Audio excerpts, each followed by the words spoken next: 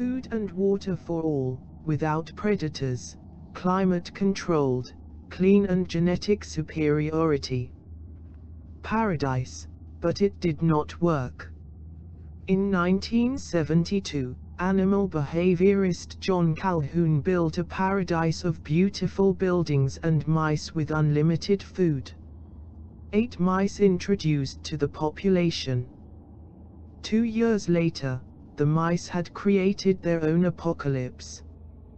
This is why. The universe was a giant box 25 designed to be a utopia of rodents. The problem was that this utopia was not a benevolent creator. John B. Calhoun had designed many environments mice before reaching 25, and did not expect to see a happy story. Divided into main squares and then subdivided into levels, with ramps up to apartments, the place looked great, and always kept stocked with food, but its inhabitants were doomed from the start.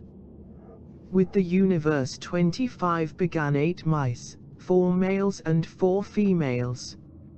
At day 560, the mice population reached 2,200, and then declined steadily to the irretrievable extinction. At the peak of the population, most every second living mice spent in the company of hundreds of other mice. They gathered in the main squares, waiting to be fed and occasionally attacking each other. Few females carried to term, and those who did seemed simply forget about their babies. They moved to half their litter away from danger and forget the rest. Sometimes lose and abandoned a baby while taking him. The few isolated areas harbored a population that Calhoun called beautiful. Usually guarded by a male, female, and a few men. Within the space not continued to reproduce or fought or did anything else except eat and preen and sleep.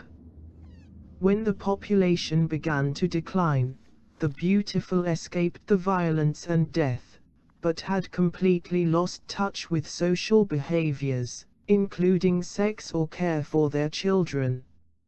In 1972, with the arrival of the baby boom in an increasingly busy world and reports of riots in the cities, the universe seemed a Malthusian nightmare 25.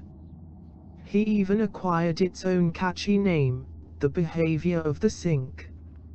If hunger did not kill everyone, people will destroy itself. The best option was to flee to the countryside or the suburbs, where people had space and life was peaceful and natural. Today, the experiment is still scary, but the nature of fear has changed. A recent study indicated that the universe was not 25, if you looked at as a whole, too crowded. Pens, or apartments at the end of each hall had only one entrance and exit, making them easy to care for.